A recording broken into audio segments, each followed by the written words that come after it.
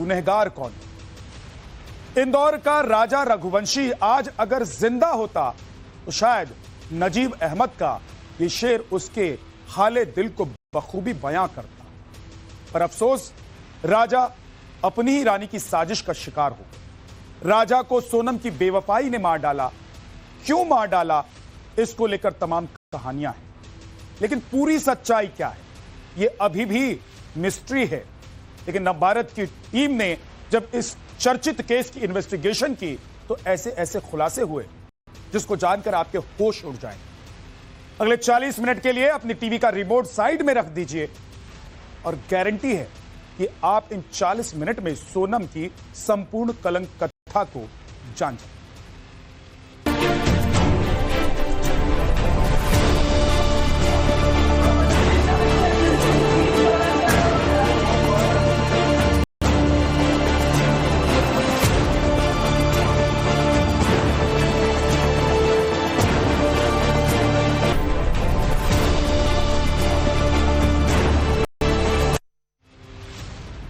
एक मर्डर, एक गेमर, एक मोहरा, 3 कॉन्ट्रैक्ट किलर। राजा हत्याकांड में यह किरदार बेनकाब हो चुके, लेकिन एक शख्स की एंट्री ने पूरे केस को पलट कर रख दिया। सवाल यही है, क्या असली मास्टरमाइंड अभी भी पुलिस की पकड़ से बाहर है?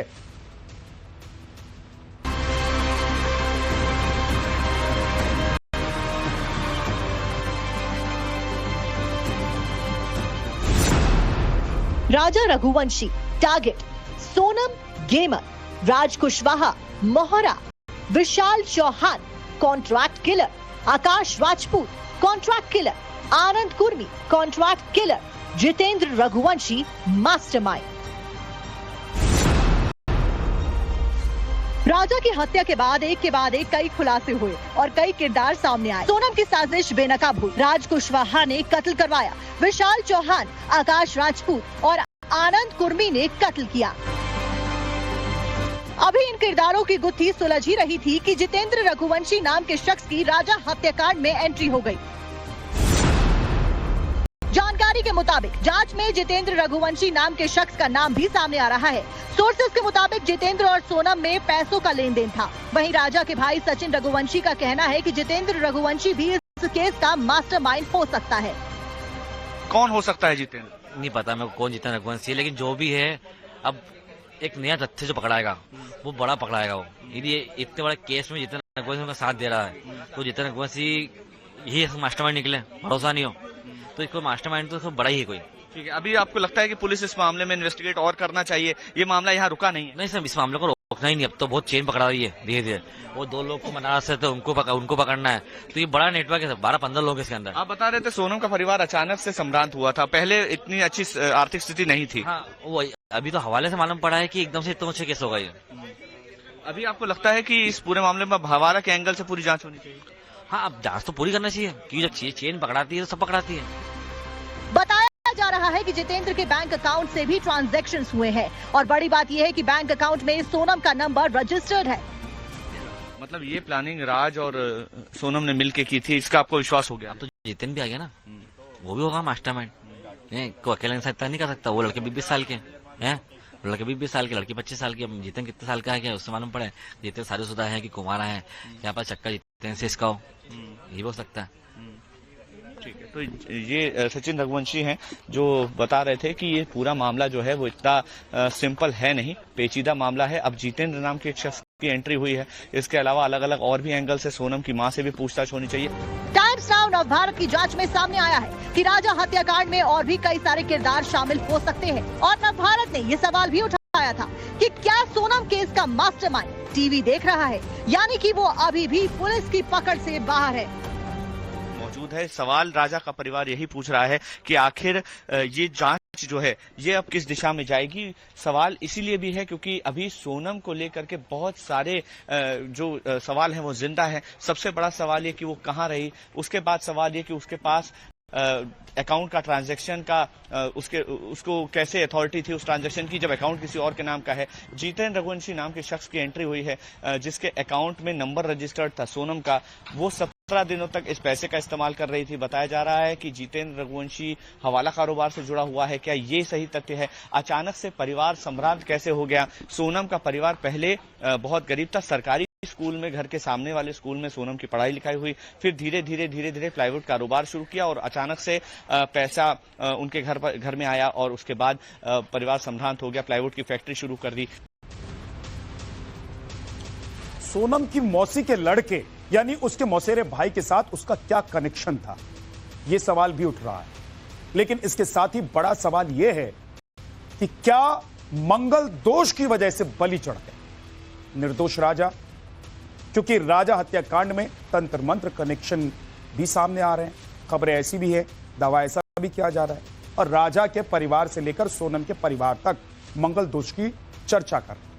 तो क्या मंगल दोष की वजह से राजा को शिलांग में मारने की साजिश रची गई?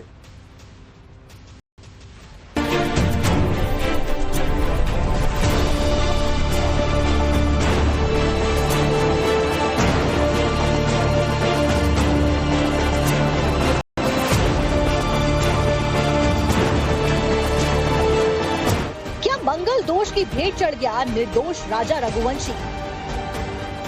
राजा रघुवंशी की हत्या के पीछे अब ये हैरान करने वाली थ्योरी भी चल रही है, क्योंकि राजा रघुवंशी के पिता का दावा है कि सोनम ने मंगल दोष मिटाने के लिए उनके बेटे राजा को मार डाला।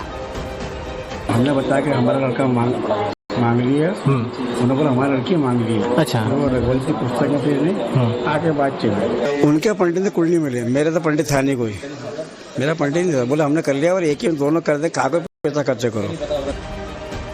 यानी सोनम से शादी के लिए कुंडली भी राजा के परिवार ने नहीं मिलवाई थी। कुंडली भी सोनम के परिवार ने अपने ही पंडित से मिलवा ली और अब राजा का परिवार सोनम के माँ बाप पर गुमराह करने का आरोप लगा रहा है।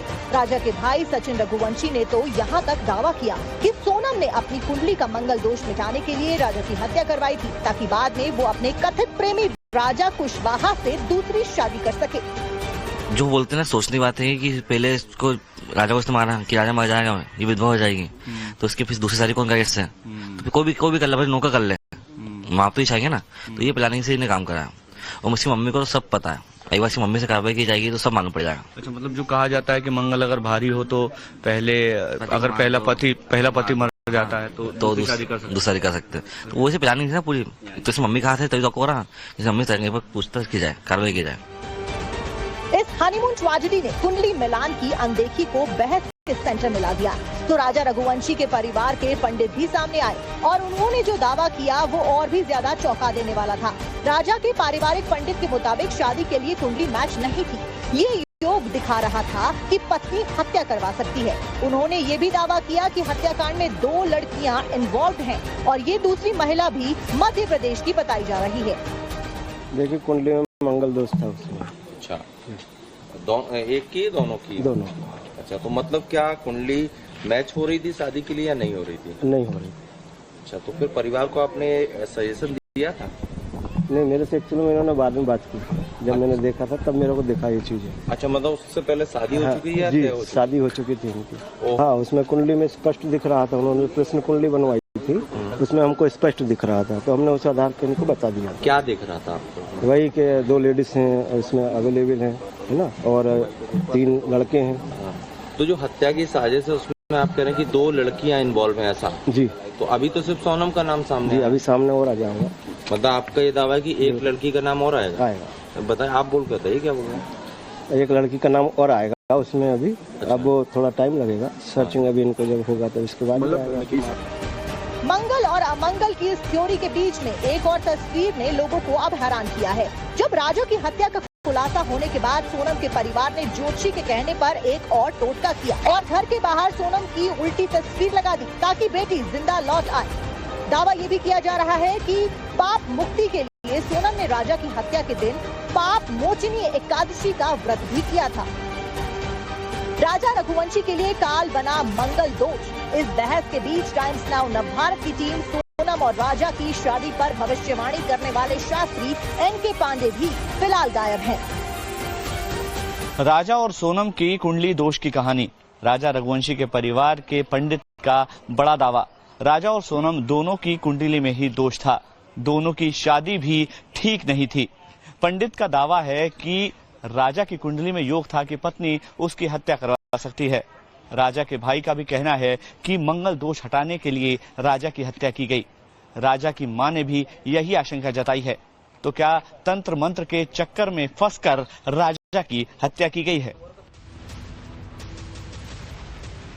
पुलिस इन्वेस्टिगेशन में अब तक जो तथ्य सामने आए हैं उससे साफ जाहिर है कि सोनम ने बेहद शातिराना अंदाज में राजा हत्याकांड को अंजाम दिया। लेकिन अब सूत्रों के हवाले से सोनम के जिस ABCD प्लान का खुलासा हुआ है उससे जानकर यकीनन आपके होश फाख्ता हो जाए।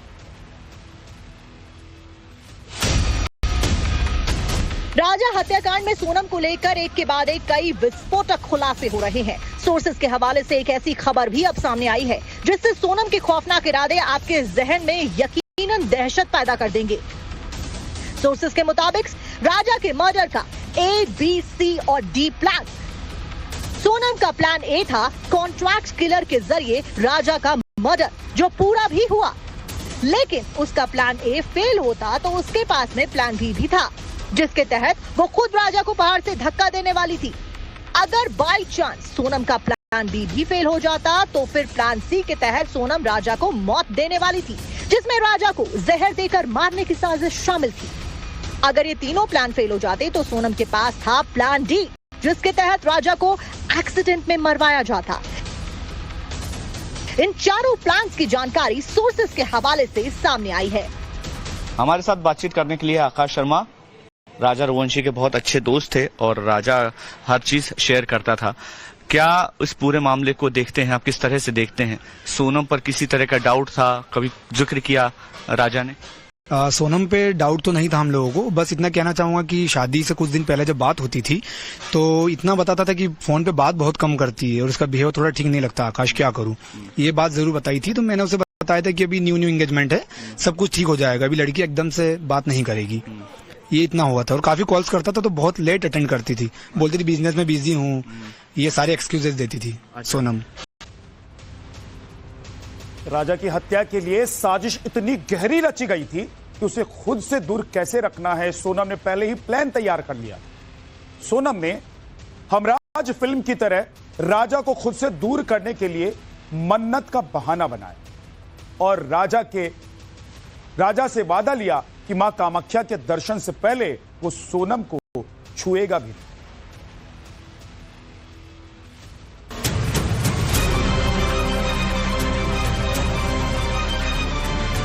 राजा मर्डर केस में अब भी कई गुत्थियां उलझी हुई हैं। हालांकि अब तो ये साफ हो चुका है कि सोनम ने राजा को साजिश के तहत ही मरवाया। बताया जा रहा है कि जिस दिन सोनम और राजा की शादी हुई थी उस रात कुशवाहा फूट कर रोया था और फिर उसने बदला लेने के लिए राजा को ठिकाने लगाने की ठानी। सूत्रों के मुताबिक राज कुशवाहा ने गुस्से में सोनम को फोन लगाया और फिर उसकी हत्या की साजिश रची गई। राज ने सोनम से कहा कि राजा को शिलोंग लेकर जाओ, हम उसे वहीं ठिकाने लगा देंगे। सोनम का ऑपरेशन हनीमून मां कामाख्या के दर्शन करने से पहले एक दूसरे से दूर रहने की बात की थी। वहीं दूसरी ओर मेघालय पुलिस के इस ऑपरेशन हनीमून के दौरान किस तरह से एक के बाद एक खुलासे हुए और किस तरह से क्या क्या गठन किया गया और परत जो है यहाँ पर खुलासे हुए।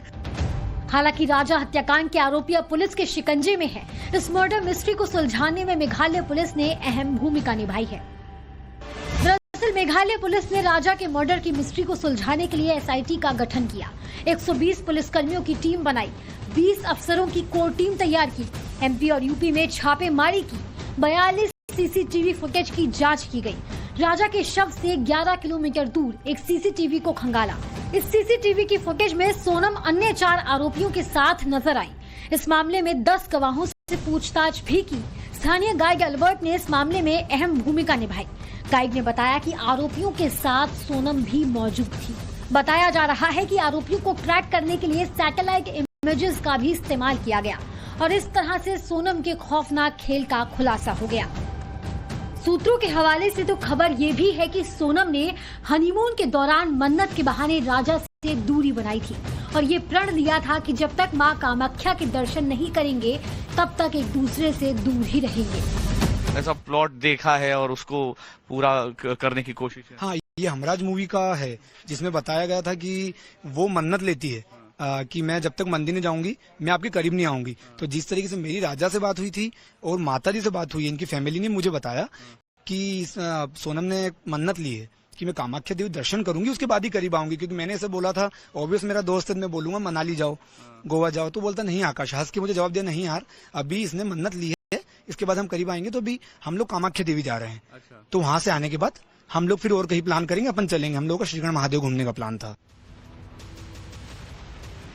इंदौर के राजा का कत्ल सिर्फ धारदार हथियार से नहीं हुआ था, उसे सोनम की बेवफाई ने मारा, उसे प्यार में मिले धोखे ने बेचैन किया। मरते वक्त उसकी आंखों में पत्नी का चेहरा था, वही सोनम जिसने 7 जन्मों के 7 फेरे लिए, साथ ही जीने मरने की कस्में खाई थी शादी में। सोनम के कंप्लीट दृश्यम का पहला एपिसोड मेघालय के माना होटल से शुरू होता है और यहीं से सोनम की खून भरी मांग वाली साजिश की भी शुरुआत होती है।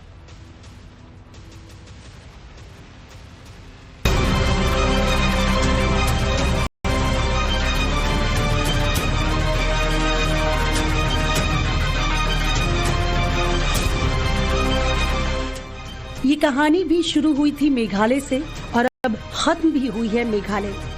फर्क सिर्फ इतना है कि 20 मई की तारीख को सोनम रघुवंशी राजा रघुवंशी के साथ मेघालय पहुंची और अब वो पुलिस की गाड़ी में बैठकर मेघालय गई है। 20 मई को सोनम नई दुल्हन थी, पर आज वो अपनी पति की हत्यारन है। वही जगह होगी, वही इलाके होंगे, ऊंची ऊंची बेहद खूबसूरत पहाड़ियां होंगी, शिलोंग और सोहरारिम के होटल और होम स्टे होंगे, रुसाव डोंग का वही झरना होगा, मावल खयात का वही गांव होगा, वही 3000 सीढ़ियां होंगी और वही खाई होगी जहां मिली थी राजा की लाश।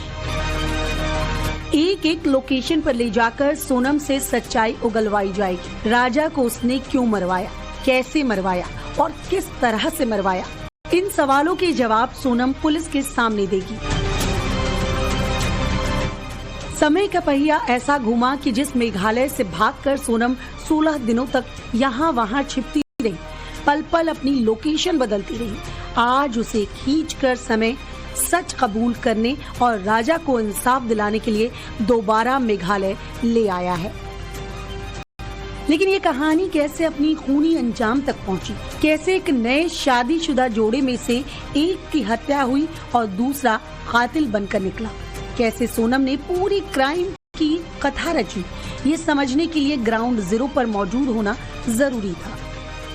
टाइम्स नाउ नव भारत की टीम एक एक स्पॉट, एक एक लोकेशन पर पहुंची, जहां 22 और 23 मई को सोनम और राजा गए थे। अब कैलेंडर में थोड़ा पीछे चलिए। घटनाक्रम की शुरुआत 22 मई गुरुवार को हुई, जब सीसीटीवी फुटेज में राजा और सोनम को एक स्कूटर पर सवार होकर एक छोटे सूटकेस के साथ सोहरा के मनहा होटल में आते हुए नजर आए। हनीमून के सपने संजोए राजा अपनी पत्नी सोनम के साथ शिलोंग से स्कूटी पर यूं ही बैठा हुआ चला आ रहा था चेरापूंजी की तरफ, और चेरापूंजी के सोहरा इलाके में इसी मनहा होटल और रेस्टोरेंट रिजॉर्ट के पास जो है वो आकर रुकते हैं, जहां पर उन्हें रूम नहीं मिलता है, और यहां पर ही वो सीसीटीवी में सबसे पहले दिखाई देते हैं और उसके बाद राजा की लाश मिलती है। लेकिन इसके बाद क्या होता है वो पूजा बताएंगी। घटनाक्रम की शुरुआत 22 मई को होती है, जब वो शिलोंग के उस होटल से निकलकर इसी सोरा के होटल माना में आकर पहुंचते हैं। लेकिन जब वो यहाँ पर पहुंचते हैं दोनों राजा और सोनम, तब होटल की तरफ से बताया जाता है कि वो रूम उपलब्ध नहीं करा पाएंगे, और इसलिए वो कहते हैं कि वो अपना सूटकेस वो यहाँ रखेंगे और उसके बाद वापसी के दौरान वो अपना सूटकेस कलेक्ट करेंगे। इसी होटल में जो लगी हुई सीसीटीवी है उसमें दिखा है किस तरह से दोनों स्कूटी पर सवार यहाँ पर पहुंचते हैं, और उसके बाद जो स्कूटी पर उन्होंने सूटकेस रखा था वो यहाँ पर रखकर जो है वो आगे ट्रेकिंग की ओर चले जाते हैं। लेकिन सीसीटीवी में एक बात खास दिखती है, वो ये है कि उसका जो काला रेनकोट है वो पहनी रहती है, और उसके बाद जब 2 जून को शव बरामद होता है राजा रघुवंशी का, तब उसी के पास वो रेनकोट भी बरामद होता है है और वो खून से लथपथ होता है। पुलिस का कहना है कि पुलिस की जांच को गुमराह करने के लिए उसने अपना जैकेट जो है वो खून से लथपथ हुआ जैकेट वहां पर फेंक दिया था ताकि पुलिस को ऐसा लगे कि उसकी भी शायद हत्या कर दी गई है। लेकिन राजा रघुवंशी को ये नहीं पता था कि दरअसल जिस मनाह होटल रिजॉर्ट में उसे लेकर आया गया है वहां पर उसके कॉन्ट्रैक्ट किलर पहले से ही आकर रुके हुए हैं। कमाल की बात है कि जिस होटल में उन्हें रूम नहीं मिलता है वहां पर वो तीनों ही कॉन्ट्रैक्ट किलर पहले से मौजूद होते हैं और इस पूरे इलाके की वो रेकी कर चुके होते हैं। और यहां पर सवाल खत्म नहीं होते हैं।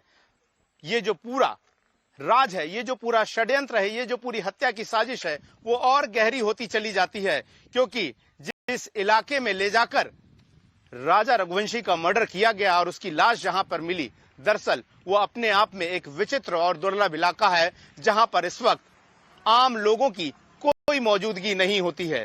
तो सवाल ये है कि आखिर राजा रघुवंशी जो कि यहां पर तमाम सपने संजोए चेरापूंजी में हनीमून मनाने पहुंचा था, आखिर उसकी हत्या को लेकर किस तरीके से उसकी पत्नी सोनम रघुवंशी और उसके आशिक और तमाम हत्यारों ने कितनी लंबी साजिश पहले से ही तैयार कर रखी थी।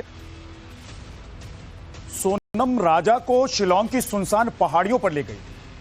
राजा ने सोचा था कि ये ट्रैकिंग का एक्सपीरियंस शानदार होने वाला है, लेकिन उसे पता नहीं था ये ट्रैक नहीं है, ये ट्रैप था, डेथ ट्रैप। और इस मौत वाली ट्रैकिंग को नवभारत की टीम ने प्रेस कर लिया।